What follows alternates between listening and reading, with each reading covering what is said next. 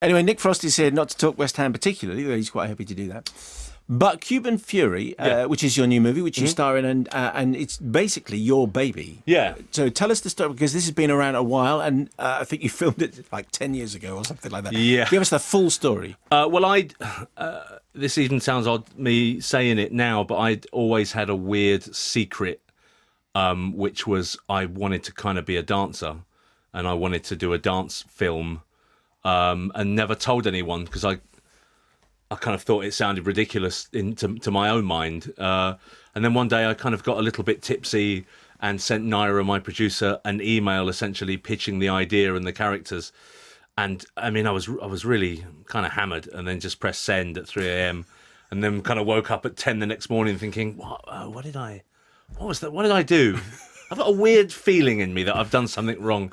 And then I checked my emails, and there was an email from Naira which said, "Hey, this is amazing. Let's get a meeting going." And I think my theory is I was like a serial killer that wanted to be caught by leaving clues, like Zodiac. He was talking about Zodiac. I felt like I was him. I wanted to be caught, so I would have to do a dance film. Isn't there an Ashton Kutcher film when he goes out and gets drunk and wakes up in the morning and discovers that he's accidentally pitched a Cuban dance movie? Something like that. Dude, where's to my Cameron Cuban Diaz. Dance? That's the one. Yeah, exactly. Yeah. So did you dance anyway? Because obviously in the course of the movie, your character, it begins a childhood brilliant dancer, then falls away from it, and then has to relearn the steps. Could you actually? Are you light of foot and fleet? Well, I've always liked dancing. I've never been I've never danced with anyone in whole, so to speak. My dance history is, I love house music, so there's a lot of kind of pumping of fists in the air, and that's kind of all you need to do, really. There's no steps to learn. So for this, I trained for 7 months, and I danced every day, so for 7 hours a day for 7 months to learn That's hardcore. how to do this film. So all the dancing, there's 2 tiny bits that I didn't do because the footwork was too. It's a special kind of salsa that you find in Colombia. No, because of the Colombian footwork. It's incredibly quick, and so it was face replacement, and I can't really watch it now because I think. Sorry, face replacement means. Well, they have someone else's body doing the steps, and they put my face onto it. So you've been digitally transposed onto it's a like better the same dancer. thing we did on Tintin, and but that's the only piece. Okay. Everything else is me. you. Yeah. Okay. So 7 months I trained to do that, and I became a full-time professional dancer. Wow. Which was kind of amazing. And like a month in, I thought, I kind of kicked myself and said, next time, shut your fat mouth when it comes to an idea about dancing. So, it's very, very impressive. Thank you very much. Thank you. It's truly impressive. So you can genuinely do this stuff. If the band were playing now, you would get up and you would impress us instantly with your footwork and your sequence. I'm not an awful show off, because I think you'd both feel really embarrassed if I just got up and started dancing whenever salsa music was to break. No, we wouldn't. We'd be fine. We'd be fine with it. But I think they taught me something. I mean, their point was they weren't just teaching me choreography and steps. They I mean, some of the lessons I had were that a beautiful-looking Cuban man would come in. He would take his vest off. He would put music on, and he would literally stand in front of me, doing this. And while he was doing it, he was hitting my chest, dum dum chakatika dum dum ta, ba du ba jing ja, for like 50 minutes. And at the end of the lesson, he'd say, "If you don't feel this, forget it." And he'd put his vest on, and he'd go on. And that was it, And it was all about them essentially turning me into a dancer. Off? I think that he just wanted to feel alive and to show me what I was missing. It's a virility thing, really. Was it a virility thing? Was it a string vest or? No, it was just a plain white vest. Was there any time in that 7 months when you're working 7 hours a day that you thought, this is ridiculous? Yeah, every day. Because it never got easier, And for a kind of big lump like me to stand in a small mirrored box surrounded by some of the best salsa dancers in the world, and you can see what they look like doing it, and then you're just clumping around. It's terrible. It's a terrible thing. And then kind of about 3 months into the training, it just kind of clicks, and it felt right, and I started to look a bit like them, and the moves were the same, and it spurs you on, It's like playing golf or something, for that one good shot, you think, I could do that every time, and it. One of the other things that you have to do is you have to wear, a particular sort of form of clothing. It's, it's sort of flamboyant, and there's sequins at the beginning. There's lots of sequins which your character ends up having to ingest. And initially, when you look at that, you kind of think, yeah, right. Did you, during the course of the 7 months, actually come to secretly love the satin shirt, the sequins, I think that was it their red, they're like alligator shoes or something, whatever they are. Yeah, I have those in my personal dance shoe collection, and that shirt. But I think if you're going to go all out and do a big Strictly Ballroom beautiful dance extravaganza, then you can't not have that. I mean, I hit you with my car. The least I could do is give you a ride home. Don't worry about it. I mean, it's only a little car, isn't it? Oh my God, are you going to sue me? No, gosh, no. Good Lord, I'd never sue. We're not, as a society, we're not really big suers, we don't do it. God, I know you're rambling. Are you okay? Yeah, no. Are you sure? No, I'm fine. Okay, what's my name? Do you remember my name? Julio. Oh, there's the culprit. The cassette of death, la cassette de muerte. Tito Puente, Willy Colon, Ray Barreto. Oh, yeah, let's just put that somewhere else far, far away. It's, I salsa. Okay, I'm into salsa. In fact, I was on my way to salsa class, which is why I was willing to kill a man to get there. So that's how much I like salsa. Is Willy Colon really a salsa artist? Yeah, he's a big deal on the salsa circuit. Really? One of the things that you're not raising the bar today at all, are you? Really? It's funny, isn't it? Hi, I'm Willy Colon. I think it's pronounced Colon. There you go.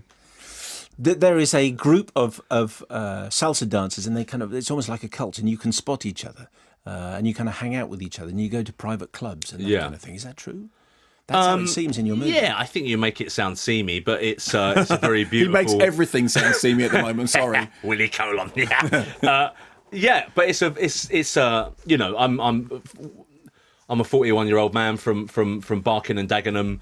We don't dance as a rule unless we've drunk a lot of lager, and then we can't dance because we're too slaughtered. That's where I'm from. And then you walk into these clubs, and they drink very little. It is all about the dancing. They don't care who's watching. It was such a positive thing to see people, just positive people dancing, and it's, despite what you think and how it looks, it's not about, it is about getting the girl, but it's not about that. It's about dancing and enjoying the dance. And it was, what I loved was the fact that they bring 2 pairs of shoes, their street shoes, and then they change them for their dance shoes, but they leave their street shoes like round the outside of the dance floor. And where I'm from, that would be free shoes. But it's just, it's lovely. It's really nice. Do you dance recreationally now? Now that you can do it, I would love to be able to dance, but not in a million years could I, do 2 steps. Well, yeah, I do. It's my wife isn't a salsa dancer, so I don't really dance much with my wife. But I try. I have a son, and we dance a lot together, and every now and again, the dancing will break out. But I think I've been to a club about 3 or 4 times since we wrapped, and it's great, really. Having that feeling in you. I think the one of the joys of the film is to see Olivia Colman, who plays your sister, and to get to the end of the movie, and she hasn't been hit by anybody. Or weed on. She's such a fantastic actress, but she tends to get messed around a bit, doesn't she, in movies? But maybe in the sequel. She makes it to the end of your movie. She does, yeah. And then we worked together after that. We did a sitcom with Bob Whitey, who directed Curb Your Enthusiasm. And in it, she plays my wife, which was a really... Having been your sister? Yeah, a really weird change. I was saying to Bob, you're not going to write a kissing, are you? Like, really kind of wanting to kiss her, but being afraid that it would actually feel like kissing a sister, you know.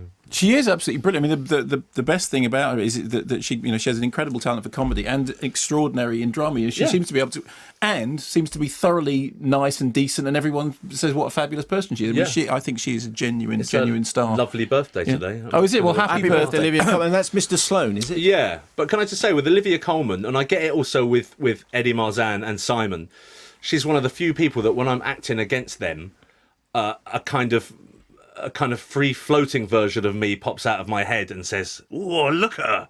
You know, like look at her acting. It's amazing. You know, I think just because you're acting and you're a character, you still have that part in you that talks to you about, God, look at what she's doing. You know, it's really exciting to do it. Is it Eddie Is it Marzan? I've been saying Eddie Marzan all these years. Is it Marzan or Marzan? I think I call him Eddie Marzan. Because Eddie is one of the people who was hitting Olivia Colman. He's always hitting her. Well, is it a plot spoiler to say that there is a 3-second cameo from somebody in Mark? Oh, no, I haven't said who it is. I haven't said who it is, so that's why I was asking you. If you don't want me to, then I won't do. I mean, I think before this week I would have said yes, but everyone's kind of... Have they? Yeah. Okay, so, fine. What have they said? Do it. There's a very brief cameo from a good friend of mine. I'm not going to give it away, but if you've seen Shaun of the Dead and Hot Fuzz and Paul and The World's End, you could probably guess who. Oh, him. Yeah. Eddie Marzan. What was it? Very well disguised. Thank you. Was it fun and exciting and liberating to lead a movie, or was it scary? I didn't. Or all of those? Yeah, I mean, it's only now that I'm kind of nervous about it. In terms of the day-to-day nuts and bolts of being on set, it didn't feel any different than anything else I've done, really. It was nice. It was nice to, you know, because I produced this film too, and I was a producer exec on World's End, and it's nice to be in a position where you can say, let's do it like this. What about this? You know, that's kind of my template going forward, and that was the same here. Even though I was a lead, I was also, you know, in charge of other things. So Steve Carr on this. Do you have any more plans? I mean, this is the kind of thing that everybody would like to know anyway. So we're doing this one as opposed to any of the other questions on a similar vein. Steve says, are there more movies with Mr. Edgar Wright and Mr. Pegg on the way? Absolutely there are. You know, Edgar's now doing Ant-Man. Simon's doing Man Up with Late Bell. I've just done a couple of things, and I'm writing some kind of putting the finishing touches to a couple of films that are kind of in development. And then, you know, I think once all that is finished, then we will get back together again and do something else. I think we'll always work together. But if it takes, you know, 5, 6, 8 years between projects, then that's... You're a bit like Emerson, Lake and Palmer. Very much so. Yeah. And then go off on individual projects and then maybe and then reform in various Okay, if you're going to put them together as a band, sorry, do for me my favourite song. Can you do He's Not Judge Judy? Do you want me to do that? I do. I just want you to say that, sorry, because it makes my day. Okay. He's not Judge Judy, an executioner. There we go. I'm sorry. There you go. That's made my day. Made it for you? That's it. Cuban Fury is the new movie produced and starring Nick Frost. Nick, we appreciate you coming in. Thank you very much. Thank you very much. Thanks for having me. But it's not out for a fortnight. Yeah. Till Valentine's Day. It's a date movie. That's what that is.